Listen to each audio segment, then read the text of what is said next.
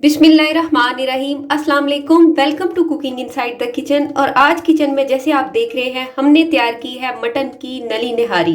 बहुत ही मज़ेदार रेसिपी है और रेसिपी को तैयार करने की कोशिश करेंगे हम दिल्ली स्टाइल में, यानी जहां से इसका ओरिजिन है।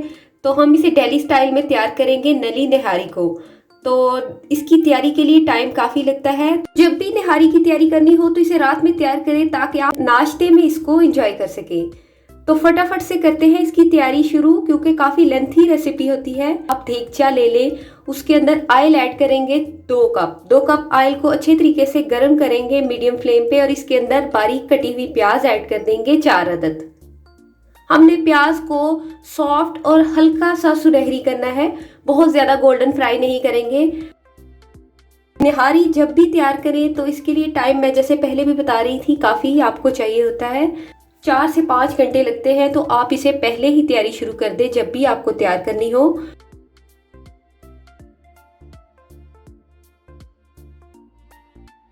तो जैसे आप देख रहे हैं प्याज थोड़े से सॉफ्ट हो गए हैं। 4 से 5 मिनट कुकिंग के बाद अब हम इसे मज़ीद कुक करेंगे जब तक कि इसके ऊपर हल्का सा सुनहरी कलर नहीं आ जाता। निहारी जब भी तैयार की जाती है उसे खुले बर्तन में ही तैयार किया जाता है, क्योंकि इसका टेस्ट बहुत इन्हेंस होता है इस तरीके से। अगर आप प्रेशर में तैयार करेंगे तो वो निहारी का टेस्ट नहीं आएगा जो कि ओरिजिनल निहारी होती है। तो आप इसी तरीके से ट्राई करके देखिएगा। मसाला मैं आपको ऑलरेडी दे चुकी हूँ, इसका ओरिजिनल और घर के मसाले के साथ हम इसे तैयार करेंगे।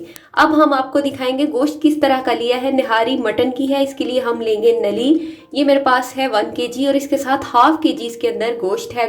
तो मिक्स इस तरीके से आप करवाइएगा कि गोश्त भी थोड़ा हो और डबल क्वांटिटी में इसके अंदर नली हो।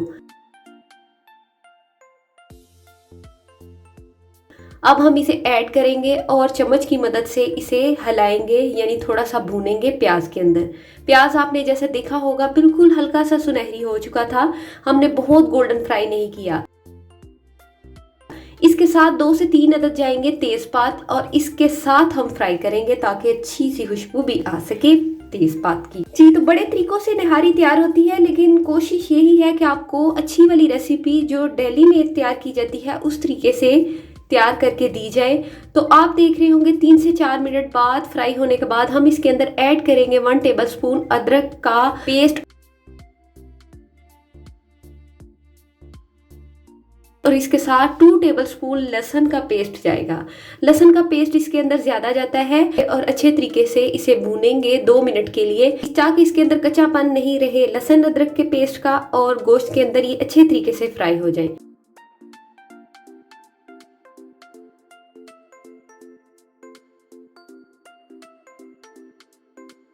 अब हम इसे कवर करके रख देंगे और 3 से 4 मिनट के लिए अच्छे तरीके से मीडियम फ्लेम पे कुक करेंगे।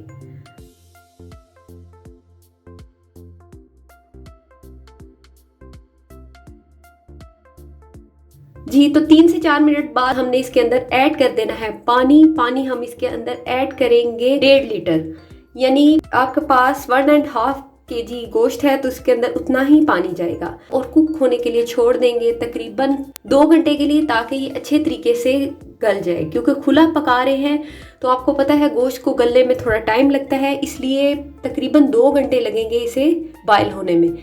तो जैसे आप देख रहे हैं ये तकरीबन 1 घंटे बाद का व्यू है कि इसके अंदर अच्छे से बॉयल आना शुरू हो चुका था। मैंने सिर्फ आपको एक दफ़ा दिखाया है, लेकिन आप खुद भी चेक कर लीजिएगा। जब गोश्त गल जाए आपको लगे कि ये गल चुका है, जैसे हम प्रेशर में गलाते हैं, तो इसी तरीके से इसके बाद हम इसकी अगला प्रोसेस शुरू करेंगे।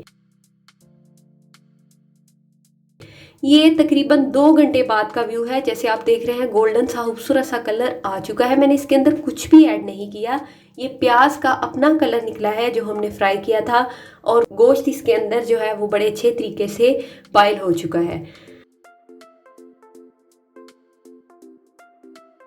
जी, तो अब हम इस स्टेज पे इसके अंदर ऐड करेंगे फ्राई की हुई प्याज है मेरे पास, वो हम ऐड करेंगे हाफ कप ये जाएगी गोल्डन फ्राई की हुई प्याज।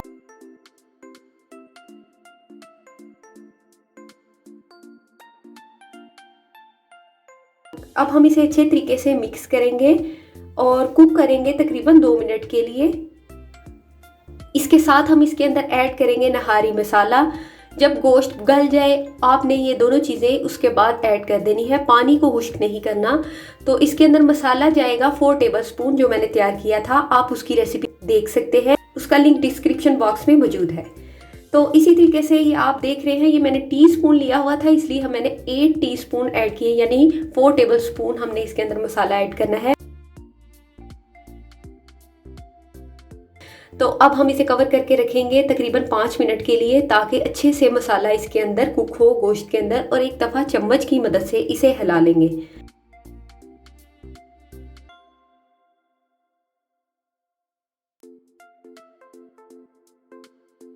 इसके साथ हम इसके अंदर ऐड कर देंगे 1 कप है मेरे पास दही फिटा हुआ, ये ऐड करेंगे। जब दही ऐड करेंगे तो आपने स्पून को हिलाते रहना है ताकि इसके अंदर गुठलियाँ नहीं बने।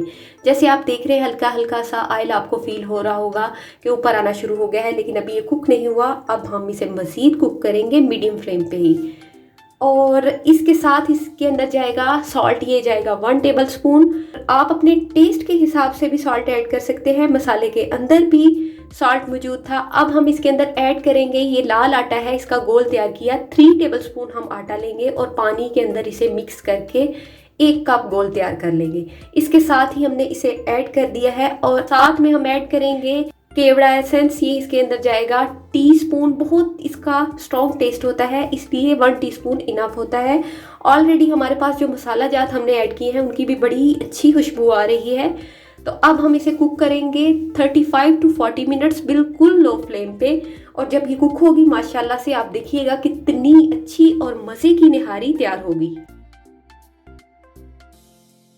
ये आप देख रहे हैं 40 मिनट बाद का व्यू है, और ऊपर इसके ये पक पक के इसकी तरी भी आ गई है, और इसकी ग्रेवी भी बड़ी अच्छे तरीके से तैयार हो चुकी है लाल आटे के साथ। और अब हम आपको ग्रेवी की कंसिस्टेंसी चेक करवाएंगे।